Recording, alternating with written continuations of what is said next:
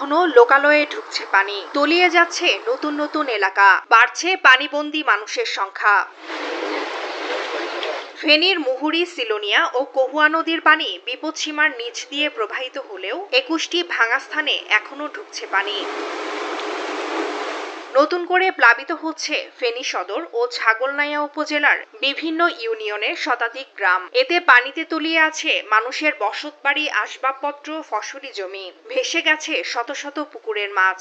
এতে যাতায়াত, জীবিকা ও রান্নাবান্না করতে না পারায় চরম ভোগান্তিতে পড়েছেন দুর্গতরা। আমার মেয়ে বাড়ি থেকে জিনিসপত্র আর পূজায় পথে সবে কামড় দিছে। মশা মাছি বিভিন্ন রকমের জ্বালা যন্ত্রণা আমরা সহ্য করতেছি। আমাদের অনেক মাছ চলে যায়, আমাদের ঘরবাড়ি অনেক ক্ষয়ক্ষতি হয়। দুর্গত এলাকায় আটকে পড়া পানিবন্দীদের উদ্ধার তৎপরতা ও ত্রাণ সহায়তায় সম্মিলিতভাবে কাজ করছে সেনা, বিজিবি ও পুলিশ সদস্যরা। আমরা গতকালকে একটা টিম পরশুরামে ছিল, আজকে একটা টিম পরশুরামে আছে অলরেডি।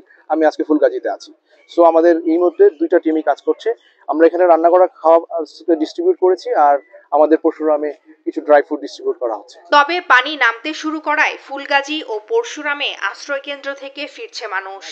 4 দিন ধরে আমরা পানি বন্দি, যাদের পানি হালকা একটু কমছে বাড়ি থেকে, যাদের একটু উপরে আছে বাড়ি তাদের তো কমছে, তারা চলে যাচ্ছে, আর যাদের এখনো কমে নেই তারা এখন আশ্রয় কেন্দ্রে এখনো বন্দী হয়ে আছে। আতঙ্ক আর অনিশ্চয়তায় দিন পার করা স্থানীয়রা টেকসই বেড়িবাঁধ নির্মাণ করে স্থায়ী সমাধানের দাবি তুলছেন। পূর্বেকার বাঁধগুলা আমাদের সঠিকভাবে মেরামত না হওয়ার কারণে এই ছোটখাটো নদীগুলো আমাদের আবার পুনরায় ভেঙে লোকালয় প্লাবিত হয়ে মানুষের বাড়িঘরে পানি উঠেছে। গতবারও আমাদের অনেক ক্ষয়ক্ষতি হয়ে গেছে। সরকার নতুন করে কোনো পরিকল্পনা গ্রহণ করে নাই এবং অতীতে যে পাখনাগুলো ভাঙছে এগুলো পরিত্যক্তভাবে রয়ে গেছে। এই জন্য উপরের উজানের পানিটা নামলে খুব দ্রুত আমাদের এখানে পানি চলে আসে। পানি নেমে যাওয়ার সাথে সাথে বাঁধ মেরামতের কাজ শুরুর কথা জানিয়েছে পানি উন্নয়ন বোর্ড। আমরা এটা সব সার্বক্ষণিক অবজারভেশন করতেছি এবং পানি নেমে যাওয়ার সাথে সাথে আমরা খুব দ্রুত এই বাঁধ মেরামতের চেষ্টা করব। গত ৭ জুলাই থেকে টানা বর্ষণ ও উজান থেকে নেমে আসা পাহাড়ি ঢলে মুহুরী, কহুয়া ও সিলোনিয়া নদীর বন্যা নিয়ন্ত্রণ বাঁধের ২১টি স্থান ভেঙে শতাধিক গ্রাম প্লাবিত হয়।